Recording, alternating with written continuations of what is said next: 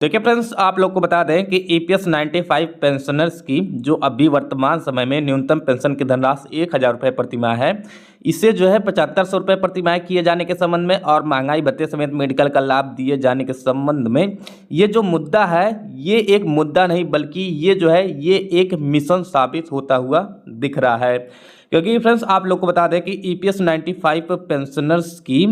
आज के समय में जो दयनीय स्थिति है, इससे बदतर दयनीय स्थिति जो है किसी की भी नहीं हो सकती है। क्योंकि फ्रेंड्स, आप लोग को बता दें कि ईपीएस 95 पेंशनर्स को अभी आज के यानी कि वर्तमान समय में न्यूनतम पेंशन की धनराशि 1,000 रुपये प्रतिमाह दिया जा रहा है, जो कि फ्रेंड्स आज के इस महंगाई के हिसाब से अगर किसी भी इंसान को अगर आप 1,000 रुपये दे दीजिए और उससे कहिए कि एक महीने का पूरा अपना खर्चा और अपनी फैमिली का खर्चा उठा सके, तो फ्रेंड्स शायद जो है ये चीज़ें संभव ही नहीं है। और देखिए फ्रेंड्स, केवल हम और आप ही नहीं बल्कि जो है सुप्रीम कोर्ट द्वारा भी इन सभी ईपीएस 95 पेंशनर्स की न्यूनतम पेंशन की धनराशि में बढ़ोतरी किए जाने के संबंध में सेंट्रल गवर्नमेंट को एक बार नहीं, दो बार नहीं बल्कि तीन बार जो है इस संबंध में आदेश जारी किया गया है कि इन सभी ईपीएस 95 पेंशनर्स को जो अभी वर्तमान समय में न्यूनतम पेंशन की धनराशि 1,000 रुपये प्रतिमाह दिया जा रहा है, ये जो है ये आज के महंगाई के अकॉर्डिंग अपर्याप्त है। और इन सभी ईपीएस 95 पेंशनर्स की न्यूनतम पेंशन की धनराशि में इस कदर बढ़ोतरी किया जाए जिससे जो है इन्हें पर्याप्त और सम्मानजनक न्यूनतम पेंशन की धनराशि मिल सके। और देखिए फ्रेंड्स, आप लोग को बता दें कि इन सभी ईपीएस 95 पेंशनर्स के द्वारा इस संबंध में काफ़ी लोगों से मुलाकात किया गया, ज्ञापन भी दिया गया और जगह जगह पर जो है धरना प्रदर्शन, भूख हड़ताल, आमरण अनशन, सिर मुड़वाकर भी धरना प्रदर्शन और साथ ही साथ जो है और कई माध्यम से अपनी नाराज़गी व्यक्त की जा रही है। लेकिन फ्रेंड्स, आप लोग को बता दें कि इन सारी चीज़ों का ना ही सेंट्रल गवर्नमेंट पर किसी भी तरीके का कोई भी इफेक्ट पड़ रहा है और ना ही जो है इन तीनों मंत्रालयों पर किसी भी तरीके का कोई भी इफेक्ट पड़ रहा है। तो देखिए फ्रेंड्स, आप लोगों को जो है हम सारी चीज़ें जो है ऑथेंटिक तस्वीरें जो भी चीज़ें हैं या ज्ञापन वगैरह हैं, आप सभी लोगों को जो है इस वीडियो में आइए आप लोग को एक एक करके दिखा देते हैं कि इन सभी ईपीएस 95 पेंशनर्स को किस तरीके से कितनी बार झूठा आश्वासन देकर बेवकूफ़ बनाया जा रहा है। तो देखिए फ्रेंड्स, आप लोग स्क्रीन पर भी देख सकते हैं कि वित्त मंत्री निर्मला सीतारमण से इस बार काफ़ी बार मुलाकात किया गया है,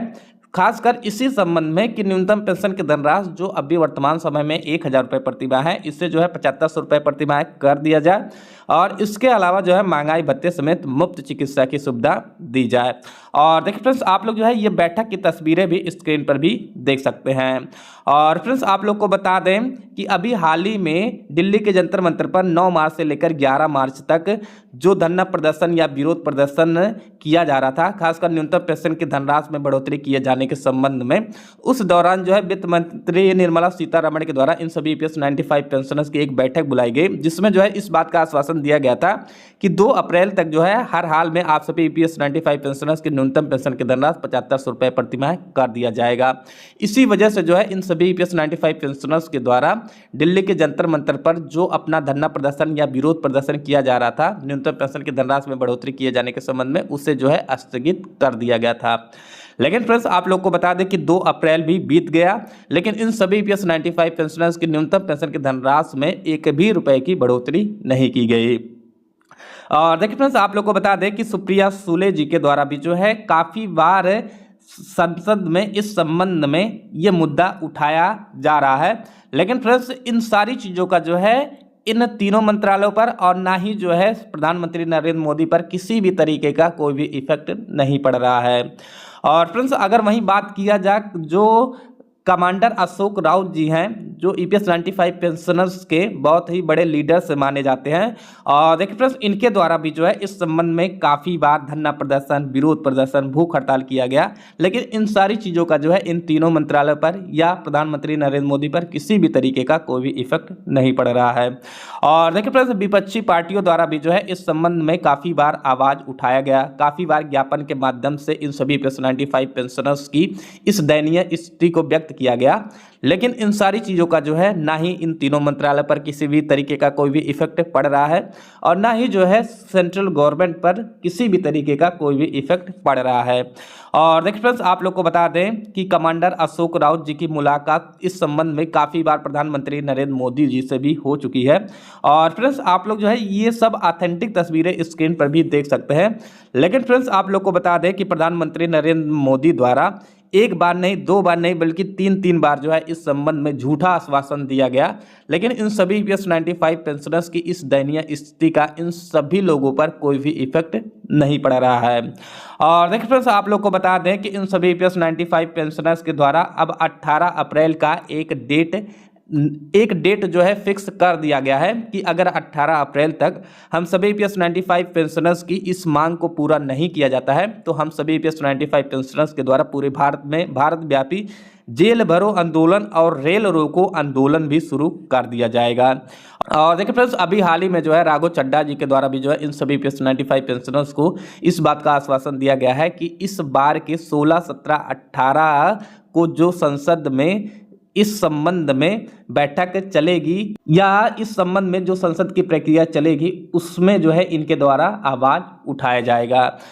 और देखिए फ्रेंड्स, इन सभी ईपीएस 95 पेंशनर्स के द्वारा जो है इस संबंध में सिर मुड़वा कर भी धरना प्रदर्शन, विरोध प्रदर्शन किया जा रहा है, खासकर न्यूनतम पेंशन की धनराशि को 7500 रुपये प्रतिमाह किए जाने के संबंध में। लेकिन फ्रेंड्स, इन सारी चीज़ों का जो है ना ही इन तीनों मंत्रालयों पर किसी भी तरीके का इफेक्ट पड़ रहा है, ना ही जो है सेंट्रल गवर्नमेंट पर किसी भी तरीके का इफेक्ट पड़ रहा है। और देखिए फ्रेंड्स, आप लोग जो है इस बैठक की सारी तस्वीरें स्क्रीन पर भी देख सकते हैं। इन सभी ईपीएस 95 पेंशनर्स के द्वारा प्रधानमंत्री नरेंद्र मोदी से इस संबंध में तीन बार मुलाकात किया गया है। लेकिन फ्रेंड्स, हर बार जो है इन सभी ईपीएस 95 पेंशनर्स को निराशा ही हाथ लगा है।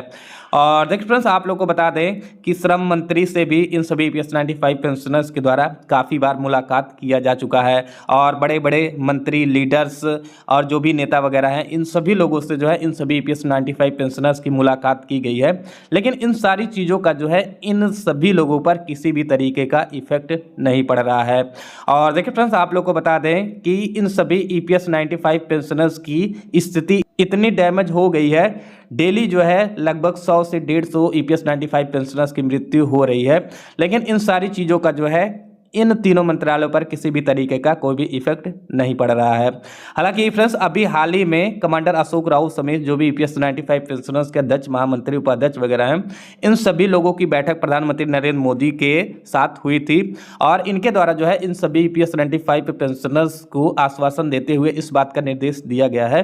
कि ईपीएस 95 पेंशनर्स की न्यूनतम पेंशन की धनराशि में बढ़ोतरी किए जाने का ये जो मुद्दा है या ये जो मसला है, ये जो है ये वित्त मंत्रालय और श्रम मंत्रालय का है। अतः आप जो है इन तीनों मंत्रालय से इस संबंध में बात कीजिए। और फ्रेंड्स, आप लोग को बता दें कि उसके तत्काल बाद जो है इन सभी ईपीएस 95 पेंशनर्स के द्वारा वित्त मंत्री निर्मला सीतारमण से मुलाकात किया गया। तो फ्रेंड्स, आप लोग को बता दें कि वित्त मंत्री निर्मला सीतारमण के द्वारा इन सभी ईपीएस 95 पेंशनर्स को इस बात का जो है जिक्र करते हुए कहा गया कि आप सभी ईपीएस 95 पेंशनर्स की न्यूनतम पेंशन की धनराशि जो अभी वर्तमान समय में 1000 रुपये प्रतिमाह है, इसे जो है 7500 रुपये प्रतिमाह किए जाने के संबंध में और महंगाई भत्ते समेत मेडिकल का लाभ दिए जाने के संबंध में ये जो प्रस्ताव है इसे श्रम मंत्रालय भेज दिया गया है और जल्द ही जो है आप सभी ईपीएस 95 पेंशनर्स की न्यूनतम पेंशन की धनराशि में बढ़ोतरी के संबंध में अनाउंसमेंट किया जा सकता है। और देखिए फ्रेंड्स, आप लोग को बता दें कि इसी वजह से जो है इन सभी ईपीएस 95 पेंशनर्स के द्वारा 18 अप्रैल का जो डेट है इससे जो है फिक्स कर दिया गया है कि 18 अप्रैल तक जो है हम सभी ईपीएस 95 पेंशनर्स की न्यूनतम पेंशन की धनराशि में हर हाल में बढ़ोतरी किया जाना चाहिए। और देखिए फ्रेंड्स, अब जो है ये चीज़ें देखना काफ़ी ज़्यादा दिलचस्प होने वाला है कि क्या 18 अप्रैल तक इन सभी ईपीएस 95 पेंशनर्स की इस मांग को लागू किया जाता है कि नहीं किया जाता है। और देखिए फ्रेंड्स, अगर इस बार जो है इन सभी ईपीएस 95 पेंशनर्स की इस मांग को लागू नहीं किया जाता है तो फ्रेंड्स इस बार जो है इन सभी ईपीएस 95 पेंशनर्स के द्वारा पूरे भारत में आगजनी, तोड़फोड़, उसके बाद जो है भारत व्यापी जेल भरो आंदोलन और रेल रोको आंदोलन भी शुरू कर दिया जाएगा। इन सभी ईपीएस 95 पेंशनर्स के द्वारा तीनों मंत्रालय को और यहां तक कि प्रधानमंत्री नरेंद्र मोदी को इस संबंध में ज्ञापन देते हुए उसमें जो है इस बात का जिक्र किया गया है। हालांकि फ्रेंड्स, आप सभी ईपीएस 95 पेंशनर्स का इस वीडियो के संबंध में क्या रहा है आप लोग कमेंट बॉक्स में जरूर बता सकते हैं। तो फ्रेंड्स, चलिए अगले वीडियो में मिलता है किसी नए टॉपिक के साथ। तब तक के लिए जय हिंद, जय भारत।